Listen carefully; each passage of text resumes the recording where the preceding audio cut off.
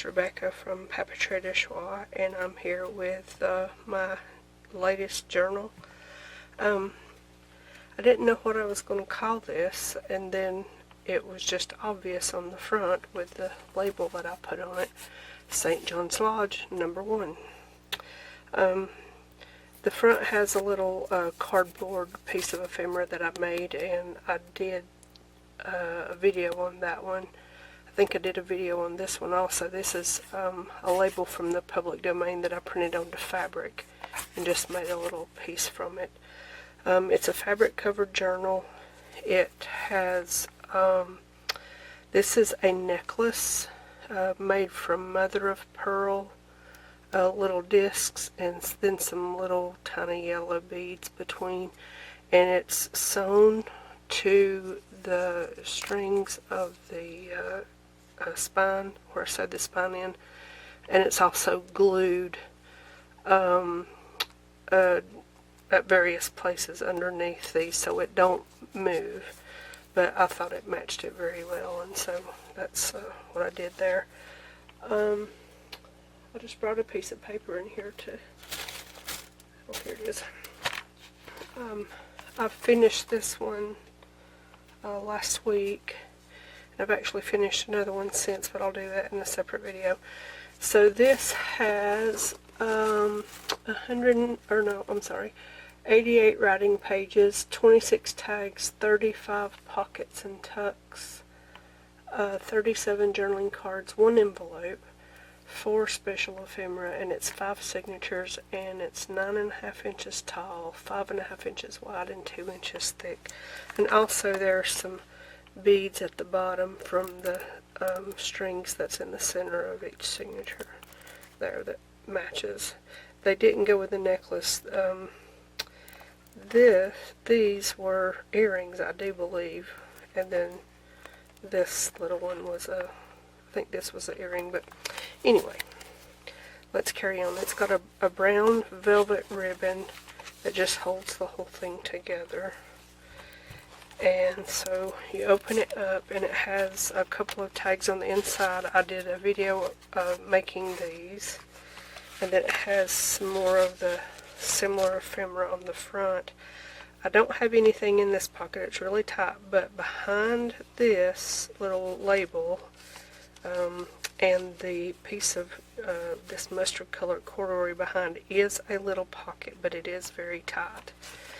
And then at the beginning and end of each signature there's a piece of this is, I think this is the dry waxed paper. It's not the deli sheets that I usually use.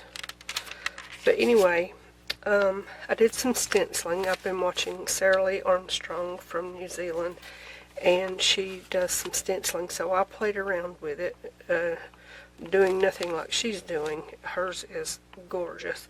But I played around with it. I've been making some stamps with my Scan and Cut, and so you'll see a few of them in here. I actually made this one that you see here. Each beginning of the signature has a tag that I also made a video doing these. And I did a video doing these. These are the plain ones, not the ones I did on the video. I had others that I made also. So each signature has a authentic vintage photo at the beginning. So, and then these little tiny paper clips, I ordered these from Amazon and I just love them. So I did just a little bit of little collage tucks and just did some stamping. I have my regular coffee dyed paper, and then also you'll see this yellow staining on this paper. This is some of the homemade ink that I did. I can link that video as well, using some of the yellow. I think this would be goldenrod that I made the ink from. So here's the middle of the first signature. It's just a coffee stained graph paper with a couple little note cards made from a piece of that yellow stained paper torn in half with a napkin decoupaged onto it. And then just another little tuck spot there with a little piece of a journaling card. And then another little tuck. And this paper, the dark yellow, it's parchment paper that I found at a thrift store, a whole pack minus, I think, 2 sheets. So that's what I did the stenciling on. And then here's just a little collage pocket. It has a little belly band with just a button lace and a little pin, and then just some scrapbook paper that I stained up, 3 little pieces that I have in here. It's just little journaling spots, and then a couple of tags. There's I think 8 of these altogether, and they match. In the background you can see it matches the paper that I put on the inside. So there's the first signature, and I'm going to go a little bit faster here. But another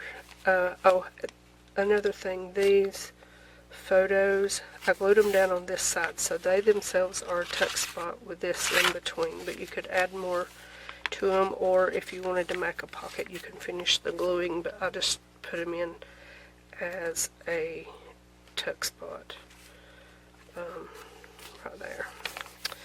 So more stenciling, and then another graph paper. This is a tea bag from a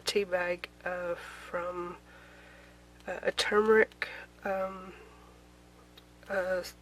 flavored tea. I don't remember the exact, I think it was that and ginger or something, I don't remember. Anyway, this is the color that it stained it. Other than this stamping that I did on it, it's not altered at all. So this is just a little tuck spot on the page with some embossed paper. I think I got a pack of paper for $3 or $4, whatever it was, at Walmart, and I just did a little bit of staining on the back. I ironed it so that it would like scorch just slightly, and so that's what you have there. And then here's just a couple of simple little tags from the scrapbook paper left over from making this pocket. And then here's another one, the same thing, and here's another little, just a little writing card. And then here's another version of the same one, just a different little setup and different little papers. And then here's another lady standing out in front of her yard, and another tag. More stenciling, another little collage tuck spot, another centerfold. This is a napkin. You'll see a picture of this on my community post last week, where I'd been watching Julie Walker at Camellia Crafts Designs from about a 3-year-old video where she did some fake stamps using hot glue. And I have tons of hot glue. I have 4, maybe 5 hot glue guns. I never use them. So I thought, you know what, I'll try that. So this is some of my dried flowers. This is ranunculus under there. And then this is a painted dictionary page that I did when I was first fooling around with painting book pages 3 or 4 years ago. That's there. This is a decoupaged napkin on a dictionary page with a little tag inside a pocket, and there's 2 of those. And then another tag. This one's more upright, not a tag, another pocket, and it's more upright. Just a little collage piece. Here's 3 women in front of a gate and a set of steps, and more stenciling. And here's another one of those pockets from, not pockets, but tuck spots from a tea bag. And then a couple little tags left over from the scrapbook paper. And more coffee and homemade ink. Stenciling, another one of these. I put a little safety pin in there. And then this lady standing in front of a car, and the sign says 44, so I don't know if that's the road number. These pictures had no information on the back of them, but I have an extensive collection of vintage photos, especially cabinet cards. I have 300 plus, maybe even more than that. Honestly, I've not counted it in about 2 years, and I know I've added to it. This is just a little piece of a napkin decoupaged onto a dictionary page. This is an image out of a magazine where I put the white part of a napkin over and decoupaged it to take the gloss off. I did a video about that last year sometime. I'll link that. Another little tuck and a little collage there and a itty bitty tag. And then the last pocket here with some more little journaling space. And then the other tag that matches the two in the front. This also has a little pocket behind this little piece of burlap here between it and this corduroy. And then the back is just the other piece of the fabric. This was a small swatch of upholstery, an upholstery sample that I had. And I saw it, and all I could see when I saw it was this and black accents. So that's what I tried to do, and I mixed a little bit of brown so it wouldn't be so stark. I first had a piece of black lace as a tie closure, and it was just too stark. So I changed it for this piece of brown velvet, and I like it much better. This is an authentic key. I have quite a big selection of authentic vintage keys as well. So this is real glued down, and just a little cameo that I made in the video. So that is St. John's Lodge No. 1. Now, I don't know that they made a No. 2, but if I decided to do a sequel to this, and I know 2 more colors of this same pattern, and maybe 3, but I know I have 2, and I could go into my editor, and I could maybe find a No. 2 and 3, and I could do as many as pieces of this paper or this fabric that I have, just as a thing if I decided to go there, but we'll see. Okay, so thank you all very much for watching. Oh, I do want to say that the last time I uploaded journals that I had made over the summer, I had some interest, even though I am making this for a springtime festival to when I visit my daughter in Indiana in the spring. We'll be going to a festival there to set up our tables, and even though I am making them for that, I also am not what's the word I'm looking for? I'm not averse to selling any if anybody's interested. So if you're interested, just drop me a note. It'll come to my email, and we can exchange emails. The one that I made called The Artist's Garden, there was a lady interested in that, and it was about within just a few days of me posting it, and I don't have a problem with that. I've got plenty of time to make lots of journals.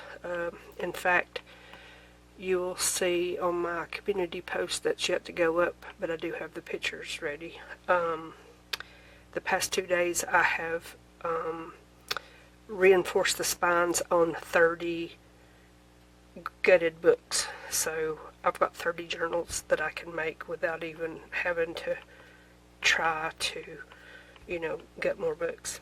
So, and that's not counting what I already have covered, I've already covered in fabric and whatnot. And I've got a whole box of wallpaper that I'm thinking of doing the same thing. It's really inspirational, and it's given me the mojo I need that I kind of lost at the end of, at the beginning of the year last year. So, anyway, thank you very much for watching, and I will see you with my next journal very soon.